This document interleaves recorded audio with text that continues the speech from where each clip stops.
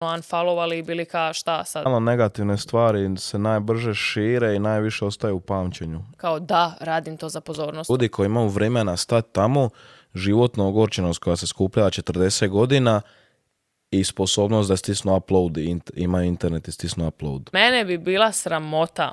Dobrodošli u broj 1 podcast na Balkanu, ili ti ga Fjakast. Još jedna epizoda, broj 4. Bolje da mi ni ne govorimo koji je broj epizoda, ko zna ćemo mi to u ovom redoslijedu. Ali nebitno, za vas je ovo epizoda broj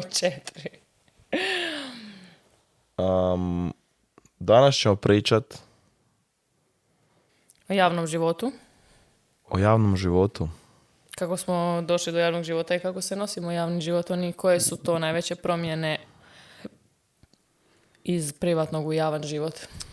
Ja što je pitat, kao si ti ušla u javni život? Ba dobro, to sad već znamo u biti. Dobro, onda ću te pitat, šta je najveća prednost javnog života? Najveća prednost je da ti kroz tu neku, imam osjećaj da ljudi tu publiku koju neko ima gledaju kao neku valutu, kao neku glupo rečeno moć. Imam osjećaj da ti sebi možeš puno više nekog ponašanja priuštiti, jesi to može tako reći kao, znaš šta mislim, možeš se ponašati, ljudi će ti oprostiti svašta nešto samo zato jer si ti. Kao, nije ono bitno hoćeš doći prekasno, da li nećeš nešto obaviti ili ćeš obaviti prekasno ili će nešto biti drugčije. Imam osjećaj da će ljudi uvijek puno više ići za tobom i kao ajde neka bude po tvom jer kao ti si ti. Dobro. Koja ti je neka stvar koju si misla ćeš imat, dobit kad postaneš javna osoba, a zapravo nije baš tako krenilo? Mislila sam da ću imat mogućnost, to se u biti tek sad u zadnjih godinu dana promijenilo.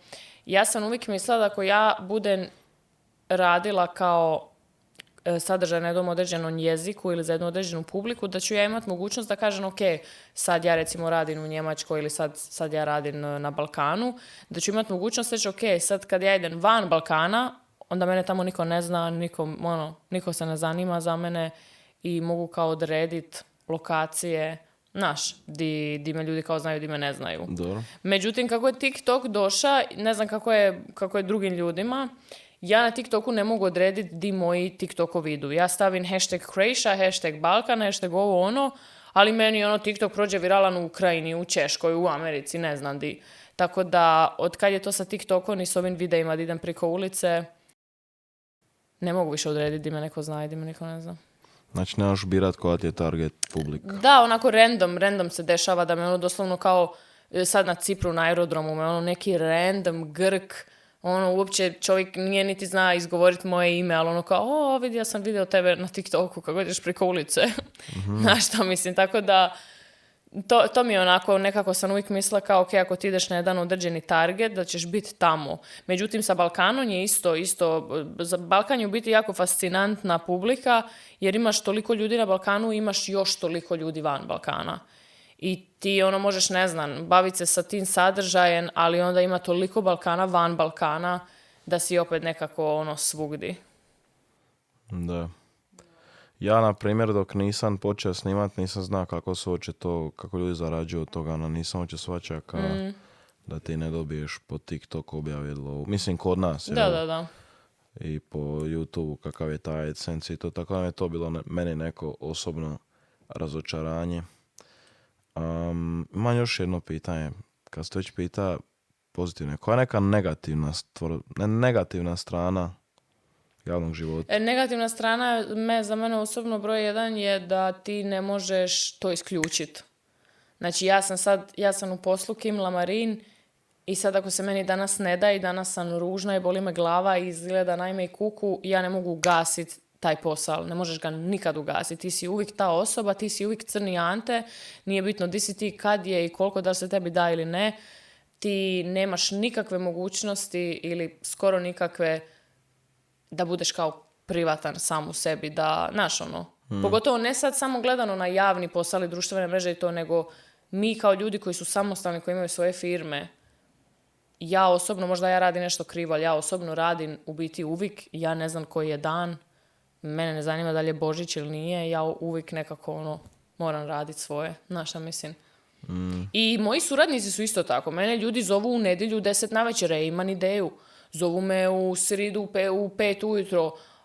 Ima novu ideju za mix, hoćeš čut, poslaću ti, pa šaljemo na mastering i tako. Znaš šta mislim, nekako su... A dobro, to je taj kreativni neki posao, ti to nemaš da. sad sažet od ponedjeljka Da. do petka, od te do te ure. Jednostavno mora tako ići. Mislim šta je ok, tako smo se izabrali, ali kažem ti to sa tim, ono ne znam, tipa idem se s mamom, u Austriji sam s mamom, idem se okupat, idemo na jezero i sad onda kao, znaš, meni ljudi, ne znam, dolaze pa se žele slikati i onda oni vidu nju, a ono biti uopće nema veze s javnim životom i onda nekako i s prijateljima isto, prije još sad, zadnjih par godina više niti ne izlazim, ali sjećam se prije 4-5 godine kad sam izašla zadnji put u Austriji s curama, ja sam stvarno tamo svakih 10 minuta morala stati i slikat se s ljudima, popričati s ljudima, i onda ti imaš neku ekipu sa sobom koja mora kraj tebe stajati i čekat, neće te pustiti samu. Znači nekako involviraš i aktivno neku porodicu, ljude koji nemaju veze s tim životom, a ti ne možeš biti ništa za to, ali ti to ne možeš isključiti. Tako da to je u biti jedino što me onako smeta, da skoro pa nemaš tu mogućnost da kažeš ok, danas nisam Kim Lamarin. Da. Da, jel ti misliš, to me uvijek fasciniralo, kad nekog tipa isproziva javno, jel ti sebe Kim Lamarin kao, jesi li ti Kim Lamarin ili je to samo tvoj brand? Ne, ja sam se na početku posla sam se jako identificirala sa Kim Lamarin i doslovno sam samo živjela u Kim Lamarin. Ovo drugo nije uopće bilo ni bitno i ako bi bila u nekom okolištu s nekim ljudima koji bi biti znani iz privatnog života, svejedno bi kao bila u tome jer mi je to bilo sve novo i wow i kao bilo je ok. Međutim, ja se sad u zadnjih par godina sam se jako diferenciram sebe kao privatnu osobu od Kim Lamarin. Kim Lamarin je moja persona koja sam ja poslovno, koja se ponaša na neki određeni način. I ja kad sam privatna, ja sam totalno drugčija i nema potrebe za tim nekim stvarima koje su Kim Lamarin potrebne. Znaš šta mislim? Imaš neku smišnu priču koja uključuje ka tebe javni život i imerziju u običan život? Mislim da nema nikakvu smišnu priču, znam samo da šta mi je uvijek smišno su onako nekako reakcije nekoga kad me vidi u nekom onako normalnom izdanju, znaš šta mislim? Tipa nedjelja je sve zatvoreno, jedini dućan otvoren je na kolodvoru i onda sad ja idem tamo u pidžami, u šlapama, sva nikako idem kupit, ne znam, mama radi picu, falu nam šampinjoni, idem kupit šampinjone i onda me ljudi tamo sretnu i kao šta ti tu radiš, kao pa šta idem u dućan, moram ja nešto isti. Znaš, kao nekako imam osjećaj i sad mi to pričamo kao neko, ne da ja sad nas želim omalovažavati, ali mi nismo sad neke svjetske zvijezde, znaš, da mi sad imamo security, šta ja znam. Ja mislim da neko ko se malo kuži u ovu branžu, ko vidi naše profile, da odmah skuži, ok, oni još i sami idu u dućan. Znaš šta mislim, tako da uvijek imaš te neke različite razine tog posla, bi ja rekla, i tog hajpa. Ali da, to mi je onako uvijek presmišno da ljudi nekako očekuju da neke stvari više ne radiš koje su da kažem normalne. I da, mislim da je ideja ovog posla dosta različita od realnosti ovog posla. Dobro. Šta ne bi rekao? Jel tebi ovaj posao točno tako kako si ti sebi zamislio da će ti biti kad si krenio u ovo i kad si upoznao ljude koji su onda bili tamo gdje si ti danas? Šta se tiče biznisa? Pa nije isto. Malo je čudnije, malo teže drugčije, ali nije sad toliko različito. Mene više zanima, ne znam, jesi ikad imala neku situaciju da si skužila, aha, sad sam javna osoba, sad ne mogu napraviti više? Da, kad sam prvi put izašla u Njemačkoj, to je kao bilo moj zadnji put da sam izašla i bila baš onako divlja i luda. To je bilo 2020. i ja sam imala, u to vrijeme sam bila baš na njemačkom tržištu, njemačka publika i sve. I onda sam ja bila sa svojim prijateljima i mi smo imali smo stol. Ja sam se napila, ja kad se napijem, ja sam izbacu me iz kluba. Retard. Da, ma ne retard, ništa ja ne rušim, ja ne dosađujem ljudima, ali ja sam ono kao, totalno mi je zabavno i ono, jednostavno ludo. I ništa, ja se napila, ono, ekscesno, plešem na stolu. I ono, ljudi me snimaju ovako u klubu, kao u zoološkom vrtu. I sutradan ja se probudim, ono, 12 takvih videa objavljeni na TikToku, tagalo me, slali mi. I onda sam skužila, ok,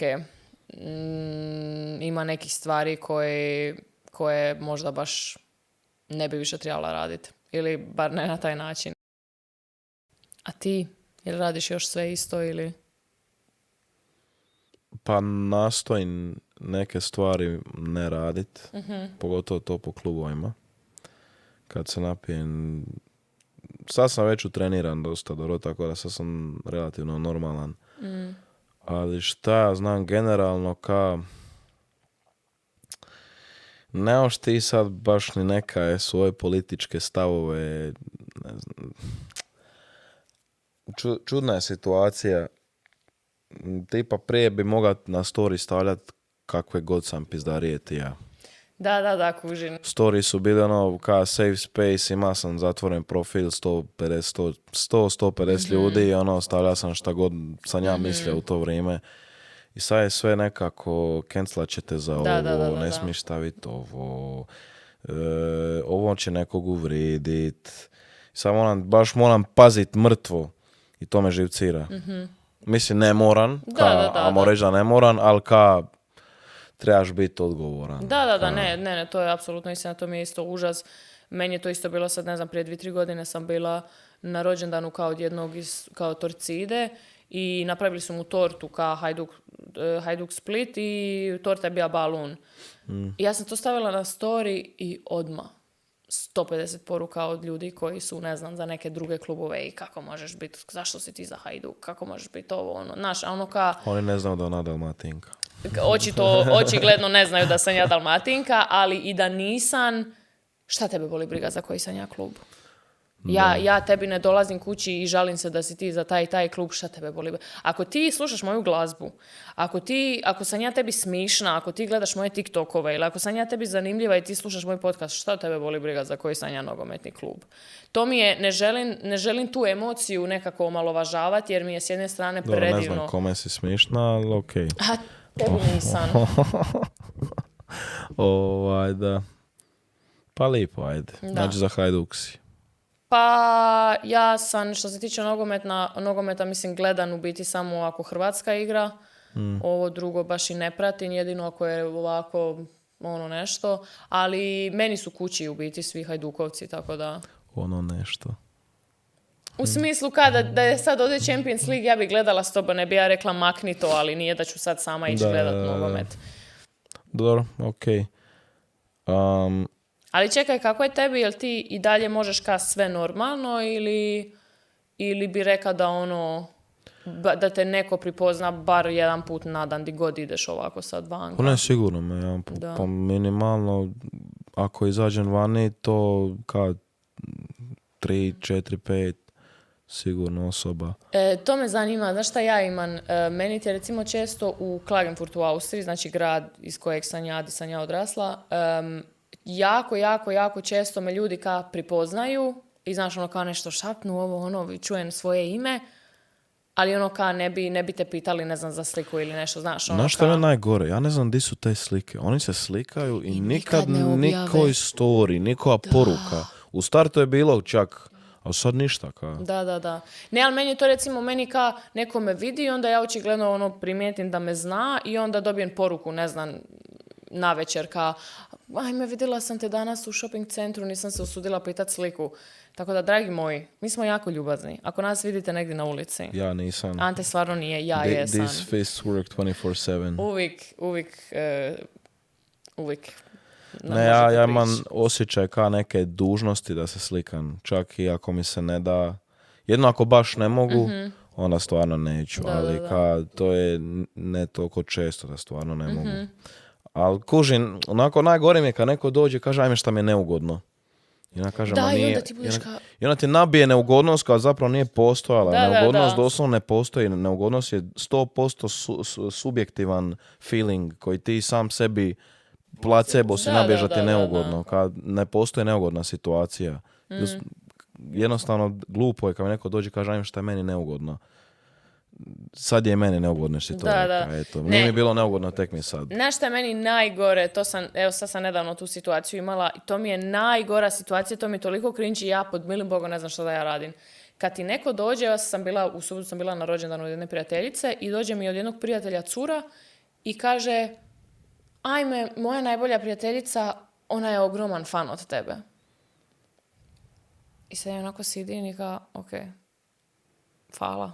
Kao, znaš šta mislim? I onda ljudi onako stoju i očekuju neku reakciju od tebe. I sad, šta da ja kažem tebi na to da si ti meni reka da ti znaš nekog ko je fan od mene? Znaš šta mislim? Ili ono kad ljudi kažu kao, ne znam, neki dan sam bija s nekim i onda su me pitali... Ja imam uvijek odgovor za to, ja sam kažem, pozdravi ga. Joj, vidiš što je pametno na to, zato se nisam sitila. Ne, meni bude onako pregrim, bude mi neugodno javno kao, ok, hvala. Ne, ja kažem samo, pozdravi ga. Kao. Da. Misliš šta ću drugo, kao, pozdravi. Da. Pogotovo kad su to onako neka dica ili neki mlađi ljudi. Ne, meni uvijek dođe starija osoba, 40 plus, ti kaže, moj sin gleda tvoj video. Točno znam da mi on gleda video, nego mu je glupo reći da mi gleda video, a svejedno prišutim i budem kao, aha, pozdravi sina. Iako znam da on gleda videe, pogotovo on meni krene pričati o mojim videima, ona zna da gleda videe. To sam baš htjela reći. Inače, mlađi ljudi, prije će ti prići, ne znam, pita za sliku ili šta god, a ovako stariji, često imam te situacije s tim da mi samo kao kažu. Mislim, razumim ga. Da, ne, razumim i ja. Šta god. Kako stojiš prema tome, da li ti je cringe? Jer meni je. Ja kad znam da mene pratu neki stariji ljudi, u smislu prijatelji, recimo od moje mame, prijatelji od mog tate, i onda ja znam da oni vidu u internetu taj neki sadržaj koji sam ja snimila za ljude koji imaju 18 godina i to mi je onako prečudno. Ne za mene, nego za njih. Mislim, žena, imaš 50 godina, imaš 4 dice, a znaš svaki moj story. Pa otkud ti vremena, otkud ti snage to gledat svaki dan? Ne znam, ja to gledam na Džira, jer ja kako sam odrasta, svi su nekako uvijek bili, joj Ante šta radiš, jel igraš balon, i svi su nekako polu pratili već šta radim dok sam odrastao, i to u selu, i mamine prije, i babine prije, i ovo, svi su nekako već su oni polu pratili, šta je, jesi gimnaziju pisaš, jesi farmaciju, kako ide škola, jesi balun, svi su nešto već polu pratili, čak su neki znali koliko imam golova, baš su pratili, mi je to nikad nije bio neki sad novi thing, jebote sad me pratiš, je to uvijek bilo normalno.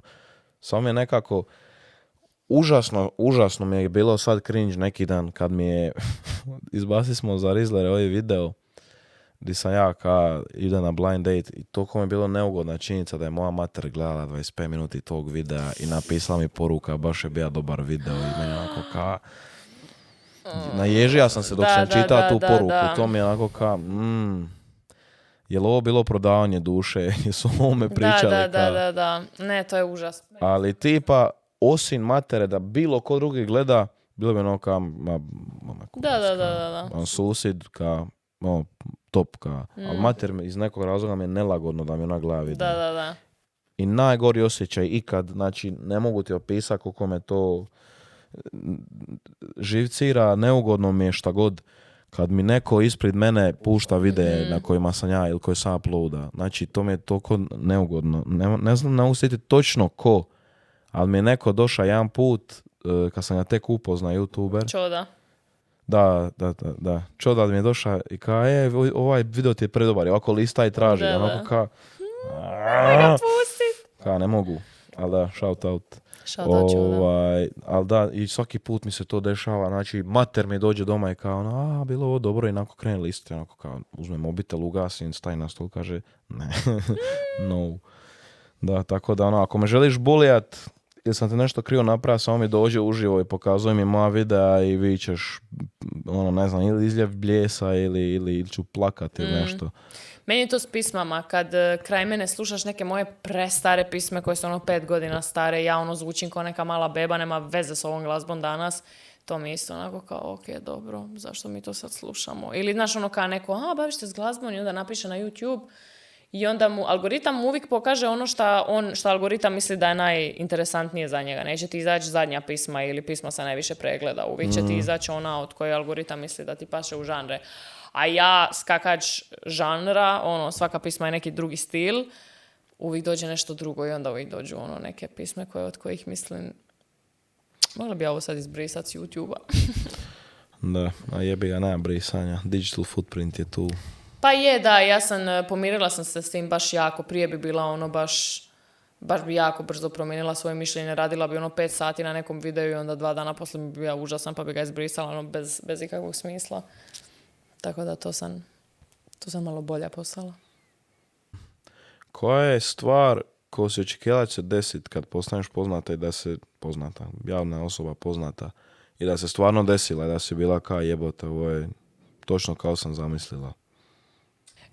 Da te ljudi počnu pratiti koje si ti onako totalno idealizira ili idealizira? Idealizira. Ali kao idol. Idealizira. Koje si ti kao idealizira. Tipa ja sam, šta je bilo, 2020. Mislim sam izbacila prvu pismu baš samo na hrvatskom, Briga me, i poslije toga me Rasta zapratija.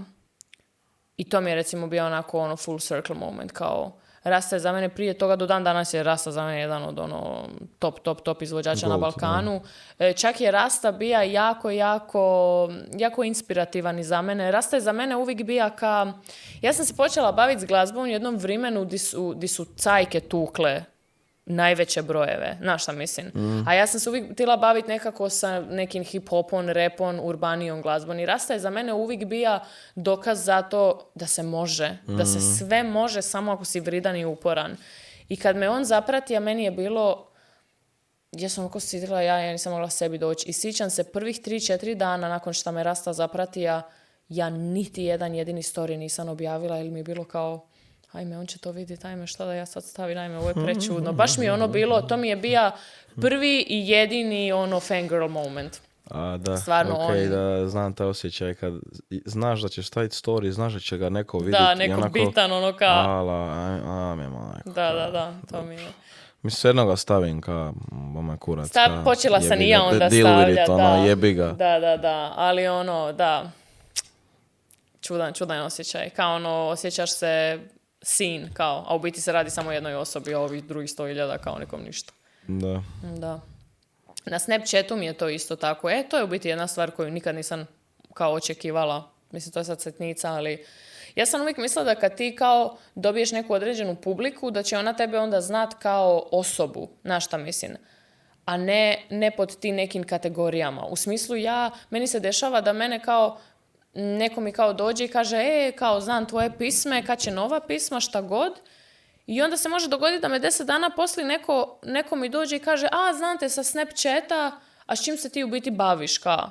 I kao, pa pivan, pa imam TikTok, pa imam ovo, imam brand, radim ovo, ali ta osoba me samo sa TikToka zna, znaš šta mislim. I kao, toliko joj je interesantan TikTok, Snapchata, i toliko je očigledno njoj interesantan taj moj Snapchat content, ali ne ide kao na drugu, kao cross platforms da sad me prati negdje drugdje. Zato što ja imam osjećaj kao je to prije bilo tako. Da, prije je bilo tako. Ali sad jednostavno ima toliko influencera i toliko je sad svima feed takav i toliko je svima spržen dopamin receptor da jednostavno neće ići viće nešto, svidit će mu se i samo će swajpat dalje. I to je jedno što ćemo vidjeti od tebi, realno.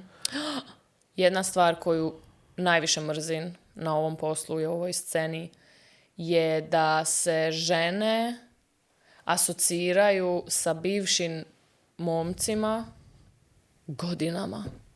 Pa i likovi isto. Imam osjećaj da je manje kod likova. Misliš? Zavisi koliko su... Znaš, mislim, imam osjećaj da je uvijek nekako zavisi koliko je... Kakva je dinamika, koliko je ko kao već dugo u ovom poslu. Pa ne znam, ja znam jedan par koji su od početka ovog posla i kad im uđe u komentare samo pričaju o drugom. Samo komentari pričaju o kao bivšoj djevojci ili liku. ono međusobno, znači nije to sad ko da jednome više pišu, drugom manje, nego pišu, Da, kužim. pišu oboje. I baš ono, bude tu ono toksičnih komentara Da. koje ja uživam čitat, by the way. Ali, Si počeo čitat komentare? Ne na svojim videima. Na tuđim videima. Ne, pa ja isto na tuđim samo Ne, samo na čitam. tuđim. Ne, na svojim ne otvaram komentare. Da, ne, ja volim... Bullying je prejako. Da. Ovih dana. Dobro, o komentarima ćemo isto još, ali... Da, okej, onda to očigledno nije samo stvar žena, onda je to općenito ta neka stvar.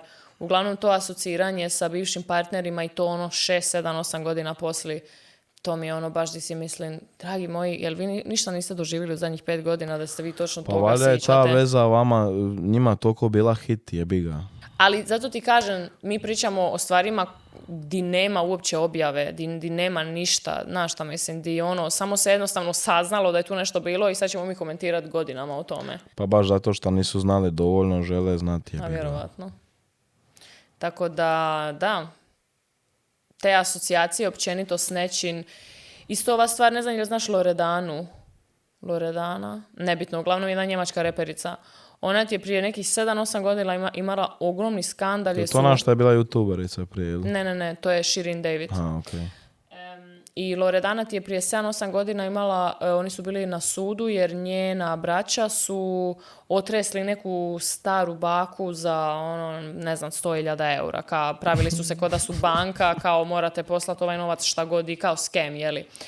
I onda je ona tamo bila, do dan danas u biti ne znam je li bila involvirana baš ili nije. Uglavnom, to je bila neka ogromna drama oko nje. I na kraju na sudu ispalo da ona uopće nije ni kriva ni ništa. I to je do dan danas je to u komentarima. Do dan danas. Neki dan RTL na njemačkom su objavili da će ona biti na Njemačka traži superstara u žiriju. I prvi komentar kao, a šta nije to ona što je radila skem na starim ljudima? Znaš šta mislim? Da, ali realno negativne stvari se najbrže šire i najviše ostaju u pamćenju. Ne, pa kažem da je žalosno da je Realno, tako. Ti ćeš više registrirati negativan komentar nego pozitivan. Ne, pa apsolutno. Kao pročitat ćeš ga i bit će ali nećeš biti kao ono, nećeš reagirati isto burno ko što ćeš reagirati kad ti neko mrtvo ishejta. Da, ma ne, logično. Ne, pa neurološki su nam percepcija negativnih stvari, na nje neurološka puno jača nego pozitivnih, to je činjenica i to je tako, ali to je žalosno, brate. Baš je žalosno. Pa nije, treba samo znati navigirati kroz to. Trebaš biti svjestan non stop toga.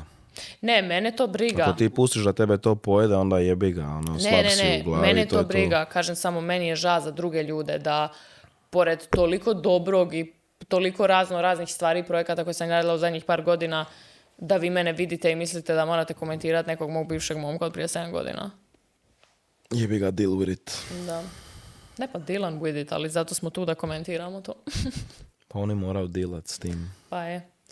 Ali da, smišna branža uglavnom, svejedno, jako smišna branža ali ima puno prednosti, ima i puno negativnih stvari, ali definitivno su prednosti puno veće. Pa ne, mislim, znaš šta, danas je toliko influencera da je lako i postati zaboravljen, tako da ne znam kako tebi to stalno vraćaju tu prošlost. Hvala Bogu, ja nemam nikakvu prošlost, tako da ja sam squeaky clean, meni je top. Izmislit će ti nešto ako nemaš ništa kad tad. U tome su isto dobri. A znaš što sam isto primijetila, to nije mi uopće jasno kako se to dogodilo. TikTok 2019-2020 je za mene bio onako totalni happy place. Kao ja šta god sam objavila, bilo to kontroverzno ili ne, ljudi su bili kao ili je bilo pozitivnih komentara ili nije bilo ništa. I onda su došli hejteri, bila je korona, svi su na jedan put si uzeli TikTok. Zato što je TikTok bio Musical.ly prije i sad su došli ljudi koji gledaju Face.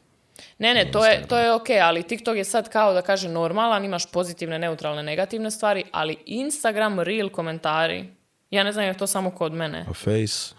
A na Faceu nisam aktivno, kao sve mi se sa Instagrama šalje na Face, ali ja nemam Face aplikaciju na telefonu. Ali na Faceu su vjerovatni komentari najgori jer su tamo stari ljudi kojima je to sve cringe jer on njima uopće nije jasno šta mi ovdje radimo. Ikad. Šta je najbolja? Najbolja ikad. Ti imaš Face. Ja koristim Face svaki dan. Pa šta radiš na Faceu? Gledam komentare. Ali to su isti komentari znači, ko na Reelovima. Gledam Facebook Marketplace za oglase, grupe za stanove i grupe za auta i čitam komentare za sve to navedeno plus drugi članci.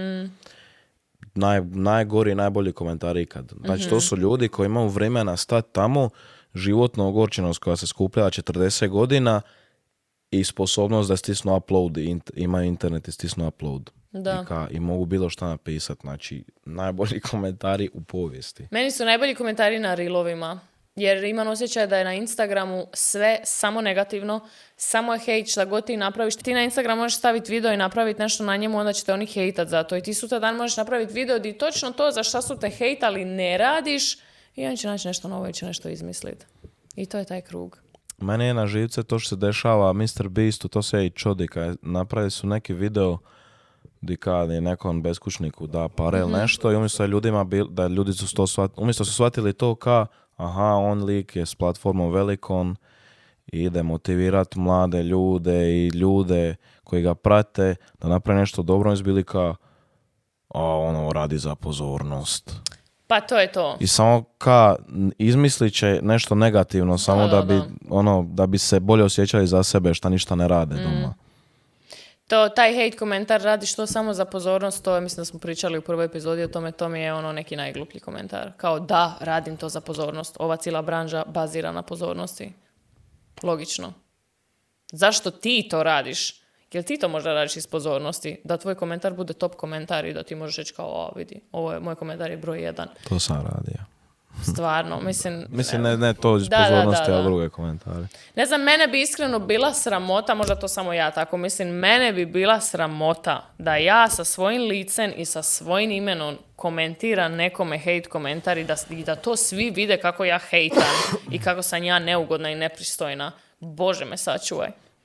Ne znam, stvarno, u životu nisam hate komentar napisala. Ja sam sazrio od toga, ali prije sam bio hejter. Da, ali mislim da je to druga generacija, kužiš, ti si malo mlađi i onda je to već, ja mislim da si ti u svom poslu iz početka bio sa puno više hejta konfrontiran nego kad sam ja počela. Ja kad sam počela, sve je bilo super i bilo je nešto najjadnije da ti ljude prozivaš i da ti bifaš s nekim, odmah bi te ljudi unfollowali i bili ka šta sad, gradiš svoju karijeru na tome da sereš po drugima. I sad je to totalno popularno, pogotovo na Balkanu je to broj 1. Mislim, ako hoćeš na TikToku ići viralno, samo stičaj i hejta i samo seri, samo deri. Da, tako da teško. I svi kad imala nekoga stalkera? Ajme, imam ti jednog stalkera i to već 2 godine i baš je ozbiljna priča, ali to je priča za svoju epizodu. Tako da u jednoj od sljedećih epizoda gdje ćemo malo više pričati o stalkingu, hejtu i sabotažama. To je baš duga priča, baš bolesna priča. Dobro, a reci mi, jesi li jel ti ikad onako u DM samo napisa ej, ne zoveš se Kim Lamarin, ovo ti je pravo ime? Nije u tom stilu, ali bilo je definitivno već poruka di su mi ljudi rekli kao pa ne znam, zoveš se tako i tako, jer ja sam moje ime je na početku, skroz na početku, znači sa 10,000 followera sam ja u svojoj bio imala kao između Kim Lamarin još svoje pravo ime. Da, jebi ga. Ali znaš šta, nije to sad uopće meni da ja sad kažem, ajme, ja to tajim za svaku cijenu, ja ne želim da ljudi to znaju. Ne, ali ja sam ovdje danas kao Kim Lamarin i zato se predstavljam kao Kim Lamarin i kako se ja privatno zove uopće nije bitno. Nimalo. Bar ja to tako vidim. Odlično. A čekaj, ti imaš svoje pravo ime? Naravno, imamo ga svi. Ne, imaš ga ubio javno ili... Da, pa okej. Mislim, meni je to bilo... Ne znam zašto sam ga stavio. Samo je bilo logično ga staviti iz nekog razloga. Pa ljudi sad moraju radi verifikacije stavljati. Ja nisam uopće verificiran. Aha, dobro, ovi koji su kupili verifikaciju. Prvo sam ti ja bio verificiran i onda sam skužio kad stokam ljude da odmah iskočiš gore ako si verificiran na storyima. Ja mislim da to zavjera. I onda... Jer mene pratu puno ljudi sa verifikacijom i ja... Sorry. Ne, ali kao pola ljudi koji me prate su... Mislim kao od mojih prijatelja ovog šta ja isto, dobro, koje ja isto pratim. Okay. I ja ne vidim, ja da sad ide na story views... Ne, uvijek skoče gore ovi. Okej, možda. A moj Instagram je malo pokvaren. Ali sad sam skužio da trebam uzeti verifikaciju jer mi je neki dan neko napisa je li ovo fan account ili ovo real. Ja onako, Da. Zato su mene bili verificirali prije par godina, baš zato, jer je bilo 10 fan stranica, iskopirali su me na max, ista slika, isto ime, sve, doslovno je baš isto izgledalo. I onda su pratili sve moje prijatelje, onda bi mene prijatelji zvali kao, koji je ovo profil, jesi to ti, je li to kao neki novi privatni ili šta je to, znaš šta mislim. Ili, znaš šta je presmišno. Neki ljudi su na početku, kad su fan stranice od mene nastale, jer su to bili kao neki prijatelji od mene i za njih sam ja Kim iz škole, znaš kakve fan stranice, zašto bi neko napravio fan stranicu od tebe. Pa bi me ljudi pitali kao, jesi to ti napravila? Kao, misle da sam ja napravila fan stranicu od mene da bi se ja kao komunicirala tamo s nekim drugim fanovima. Presmišno. Da, presmišno koju percepciju ljudi imaju od nekih stvari. Kim Possible. Jel imaš fan stranice? Ima ih par, da. Da, fan stranice su toliko preslatke. Ja ne mogu sebi doći. Ima jedna fan stranica od mene, zove se Kim Lamarin fanpage i vodu ih jedna Marina i Chris kao Hrvati iz Njemačke i čujem se s njima onako svako malo i oni objavljivaju ove moje videe kad idem priko ulice. I oni ti na neke te videe imaju više pregleda nego ja sama na te videe na mom profilu. Znači, baš šibaju na maks. I predivni su, ne. Ljudi koji drže fan stranice, obožavam vas. Predivni ste. To mi je tako nekakva, posebna vrsta ljubavi, fan ljubavi da mi je baš cute. To su baš fanovi. Ovo ostalo sve gledatelji. I to mi je puno draže da ljudi naradu fan stranice nego da mi šalju neke creepy poklone na kuću ili da mi stavljaju nešto ispred vrata. To mi je najgore. Da. A mislim, ne znaju svi, ali nekako je šta ja znam, izlikovalo. Ali da, bilo je već da mi ljudi stoju ispred vrata, ljudi stavljaju mi kao fan poklone ispred vrata. I kako ja ne živim nigdje, nego uvijek sam vamo tamo, je to kuća moje obitelji, kužiš i onda to mi je baš tumač, to stvarno Drugi put pozvonite. To je neprihvatljivo. Ne, nemojte zvoniti, ja zovem odmah policiju, dragi moji. Ja sam se rodila u Njemačkoj, ja odmah dolazim sa advokatom i sudom, tako da nemojte me zajebavati. Da, meni niko nije. Zapravo zvonili su mi samo na stan pretprošli. I onda, osim toga, ne. Jedino su me jedan put pratili u zgradu. To je isto creepy, brate. To je toliko čudno. Kao kužim taj fan love i kao želim vidjeti di Ante stoji i to ok, ali to mi je toliko čudno. Znaš šta je meni najgore što mi se dogodilo u fan kao situaciji? Da mi neko dođe i kaže, ajmo li mi možeš otpjevat nešto? Oko na ulici. Random. I šta ti kažeš? Pa ništa. Otpivam 2-3 rečenice iz nekog refrena. I to je to. Kao se osjećaš što to prečudno, onako šta očekuješ sad, znaš da ne koristim puno autotuna. Aj, zapivaj sad, aj. Nova pisma izlazi. Ja uopće ne radim marketing za ikakve svoje stvari ovdje. Vjerojatno već izašla. Da, kad ova epizoda izađe, nova pisma već izašla, tako lako, litnji hit. Stavit ćemo vam link u opis. A kad ćeš ti? Pa evo mi sad za euro radimo pismo, pa onda. Pa super, to bi bilo baš cool. Ali će biti Biće sound na TikToku. Hoće biti kao cool pisma ili će biti onako kao navijačka parodija? Pa dobro, super. Tako da Ti sam ili? Ja i Renato Erceg. Je li Renato isto piva? Navijačka je. Vidit ćemo, bit će dobro. Biće dobro. Čekaj, jeste ti i Renato u biti privatno isto kao baš dobri prijatelji ili? Aha. Ne, mi smo prvo upoznali se da bi krenuli snimat i onda smo samo toliko se puno družili da je samo to postalo obično prijatelj. Mislim, obično kao prijateljstvo, for real. Tako da kao prijatelji smo više nego što snimamo zapravo. Da. Puno smo i više družio nego što mi snimamo. A čekaj, se isto godište, ne? Ne, on je 2 godine stariji od mene. Ali to je sve Ali mislim, znate se još iz Splita od prije, Pa ja znam za njega jer on bija na fejsu ka elita. Ma da, on je jedan od njih koji je na fejsu igrali smo je par puta jedan protiv drugog baluna. Klasika u Splitu. Tako da, svako se zna priko baluna. Ali u Splitu svakoga zna. I svako igra balun i svako je treba igrati za Hajduka pa se ozlijedi, pa... Ja nisam. Ne? Ajme, koliko često sam tu priču čula.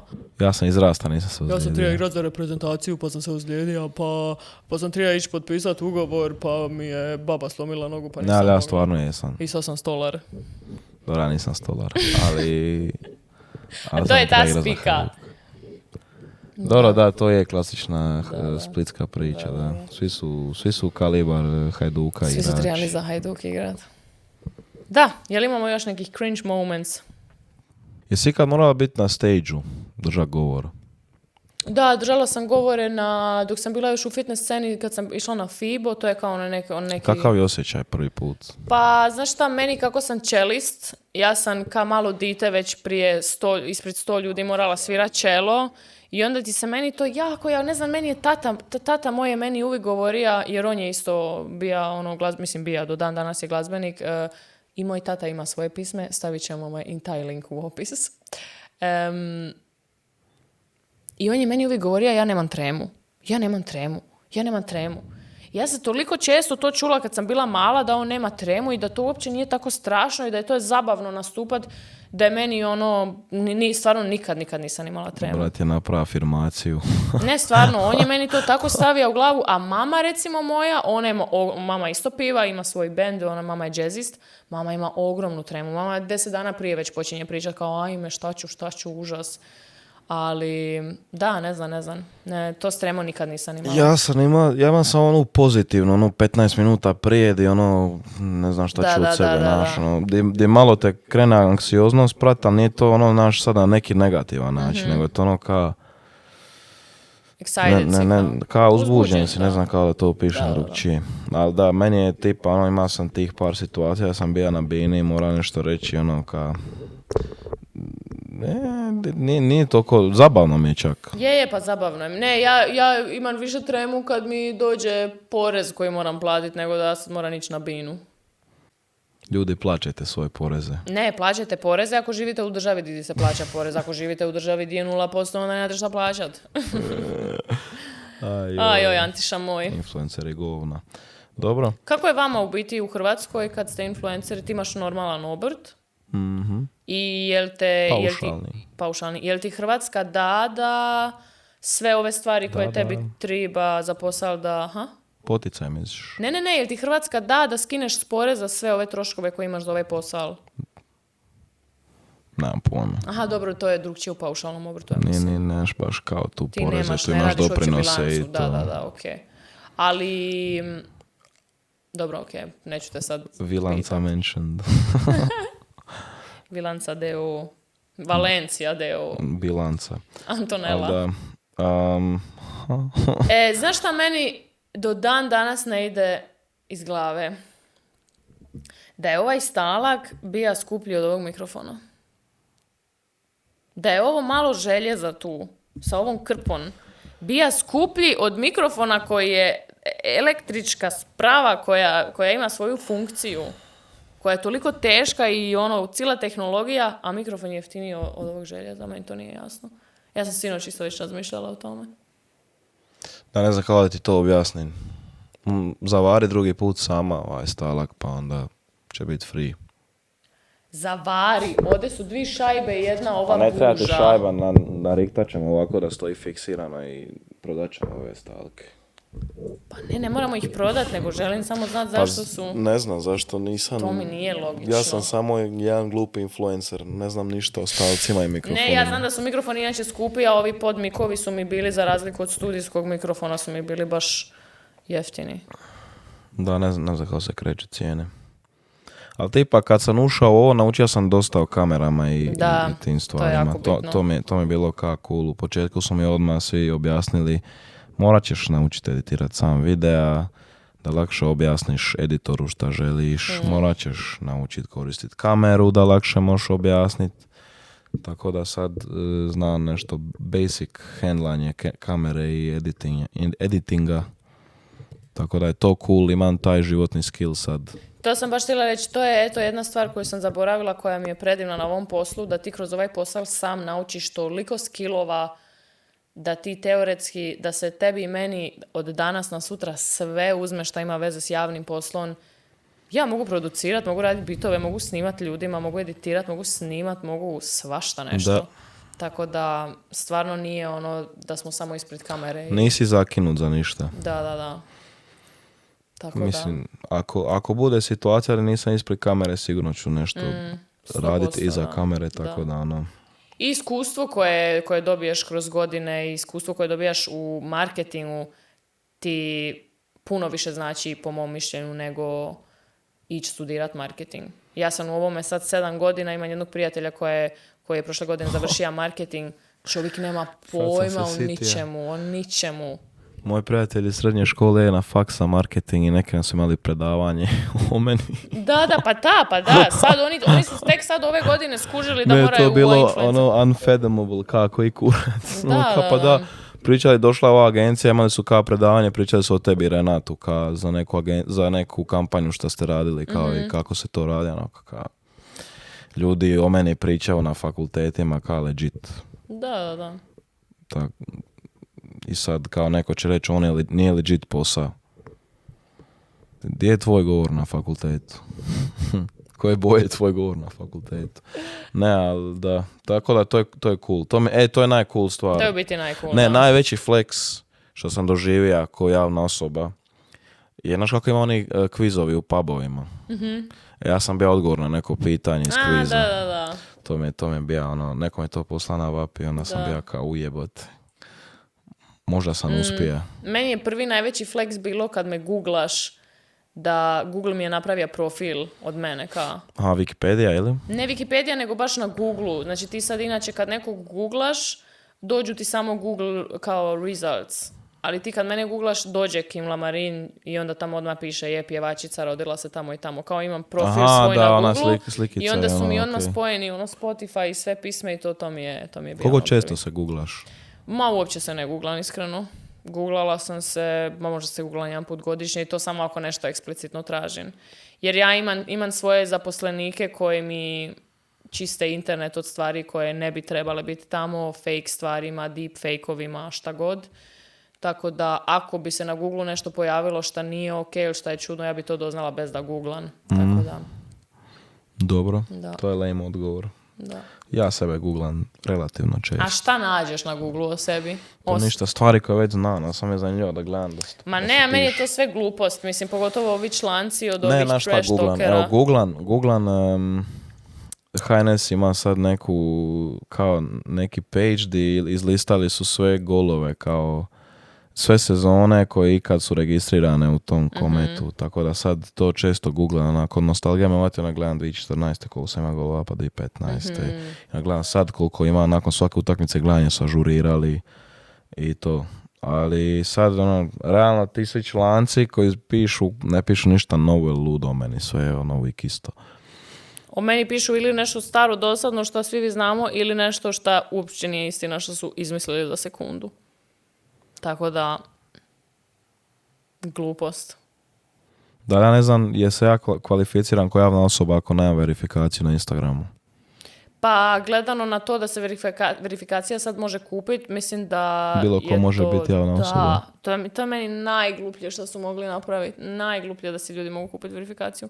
Prije si stvarno znao ono ko je legit u biznisu, ko nije. I kad bi mi se neko javio i rekao, ja sam producent, hoćeš kao poslušati moje bitove, ako je on bio verificiran, sam ja znala, ok, to je legit producent, mogu, ne znam, dati mu mail, poslušati te bitove. Sad da se meni random neko javi, nema šanse da bi ja od nekog nepoznatog otvorila neki link u e-mailu. Ja sad kad vidim verifikaciju, automatski sam ne mogu automatski, imam guard dignut ovo je vjerojatno fake kao verifikacija i neko ko se pokušaje neorganski probit. Tako da meni to da se verifikacije mogu kupiti, meni je to jako otežilo komunikaciju s novim suradnicima preko Instagrama. Jebi ga. Da, šta ćeš, takav je život. To je to. Dragi moji, to je to za danas. Vidimo se u idućoj epizodi. Lajkajte, šerajte, subscribeajte, pošalji mami, pošalji babi, pošalji Didi da malo skuži kako je to javni život, influencing, internet i to. Subscribeaj se na kanal. Pratite nas na Instagramu i na TikToku. I pogledajte pisme u opisu. I da, pogledajte sve stvari u opisu. Stavit ćemo i Rizlere u opis. Ne.